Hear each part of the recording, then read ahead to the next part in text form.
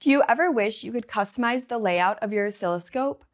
Do you need a better way to organize your waveforms and analysis on your scope?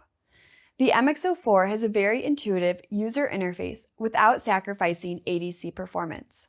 Let's take a look. On the bottom left, active sources are displayed. On the bottom right, inactive sources are shown. Tap on any of these signal indicators to turn on a source. Drag and drop signal icons to create your own custom layout. You can even add and arrange. R&S SmartGrid enables short learning curves and high productivity.